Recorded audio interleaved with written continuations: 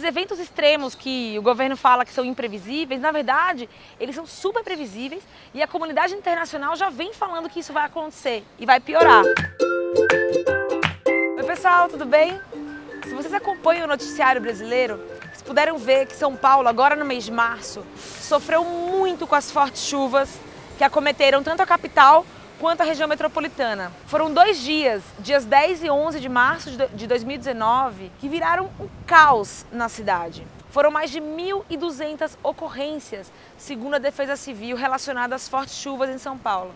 Fora isso, foram mais de 500 famílias que ficaram desabrigadas e 12 mortes. O transporte público foi comprometido, os ônibus não andavam pela cidade, os carros estavam boiando, linhas de trem e de metrô ficaram paradas por 24 horas, tudo isso por conta das chuvas fortes que acometeram a capital e a região metropolitana. Durante esses dias de chuva, o governador do estado, João Dória, chegou a pedir para que as pessoas não saíssem de casa. A Defesa Civil e os bombeiros também fizeram o mesmo apelo.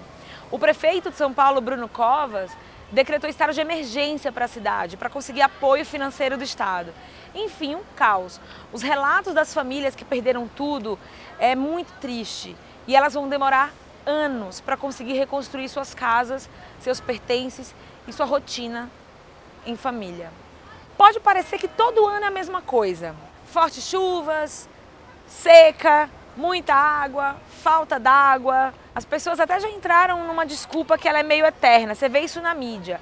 Ah, porque falta construir piscinão. Ah, porque tem que ter política pública para os desabrigados. Ah, a culpa é de quem joga lixo nos bueiros, que entope a cidade. A culpa é da natureza, que está chovendo mais que o previsto. Enfim, tem desculpa para tudo. Mas o fato é que pesquisas recentes mostram que é disso para pior. Recentemente foi publicado no International Journal of Climatology uma pesquisa super interessante, e esse trabalho mostra que, para quem está falando que a culpa é da natureza, que a natureza trouxe chuva demais e foi imprevisível, na verdade o trabalho mostra que era bem previsível que isso fosse acontecer, e mais, a tendência é ficar cada vez pior. Quando chove, chove muito, quando fica seco, fica muito mais seco. Os pesquisadores têm visto no mundo inteiro o aumento dos eventos extremos. E a ideia desse grupo era entender como esses eventos extremos têm alcançado e atingido o sudeste brasileiro, a região mais populosa do país. O trabalho foi feito usando mais de 70 anos de dados meteorológicos, entre 1938 e 2012. Apesar disso, já existem dados muito mais antigos relacionados à meteorologia no Brasil, que datam da década de 1910 e 1920. Só aqui na região da Luz, a gente tem dados sendo coletados no Parque da Luz, que são de 1888. Entre as conclusões desse estudo, que vocês podem ter acesso aqui na descrição do nosso vídeo, está o fato de que as mudanças climáticas estão alterando o regime de chuva nas cidades, e particularmente aqui no Brasil e na região sudeste. A pesquisa aponta tanto um aumento no volume de água das chuvas, quanto a média de dias que chove aqui em São Paulo. Os pesquisadores olharam justamente a época do ano que tem mais precipitação, que tem mais chuva aqui no Sudeste, que vai lá entre outubro e março. E na amostragem desses 70 anos de dados que eles colheram, eles analisaram os dias sem chuva, os dias com chuva fraca, os dias com chuva forte, intensa, extrema e até as tempestades.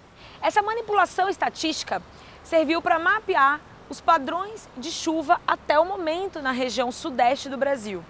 Tentar entender os regimes de chuva, como eles têm funcionado nos últimos anos e qual que é a tendência futura em relação a isso. Eles já perceberam, por exemplo, olhando para os dados, que as regiões mais ao norte da região sudeste, ou seja, Rio de Janeiro, Espírito Santo, já tem chovido muito menos, enquanto na região mais sul do sudeste chove muito mais. E essa tendência é permanecer dessa forma e até piorar. Ainda segundo essa pesquisa e os pesquisadores, essa tendência que acontece no Sudeste, na verdade, faz parte de uma coisa maior e mais global em relação ao Brasil. Ou seja, eles têm observado um secamento da região Norte e Nordeste e um umedecimento da região Sul e Sudeste. É interessante notar também nesse estudo que os dados que eles analisaram terminam em 2012. Ou seja, em tese eles não pegaram a seca extrema que São Paulo viveu nos anos 2014 e 2015, aquela que deu problema nos reservatórios e a Cantareira, inclusive, operou no volume morto. Acontece que, quando a gente traz esses dados mais recentes para a pesquisa, o que se verifica é que os eventos extremos continuam acontecendo de maneira inalterada e eles fazem parte de uma coisa muito maior, que são os eventos globais extremos, que têm acontecido no mundo inteiro durante o ano. Então, nessa mesma época que aconteceu seca extrema em São Paulo no verão, aconteceu inundações muito fortes no norte e no nordeste. Então, apesar deles serem ponto fora da curva em termos locais, eles ainda assim fazem parte dessa questão global de eventos extremos naturais. Olha, um parênteses, quando eu falo natural, entre aspas, não é porque eu adoro usar aspas, é porque, apesar de ser um evento provocado pela natureza, ele não é normal, ele não é comum. Ele está fora da naturalidade, apesar de ser natural.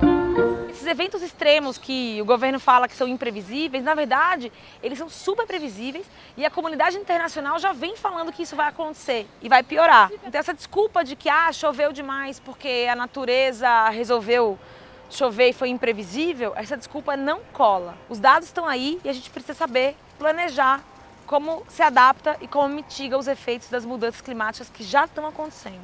E aí, curtiu? Tem mais informação sobre essa pesquisa aqui embaixo, ela é muito interessante, acessem, leiam, se informem, deixem aí seus comentários, sugestões de assunto, se inscrevam no canal e acompanhem a gente aqui no Clima e Mobilidade. Yeah! Mexe a raba! Vai.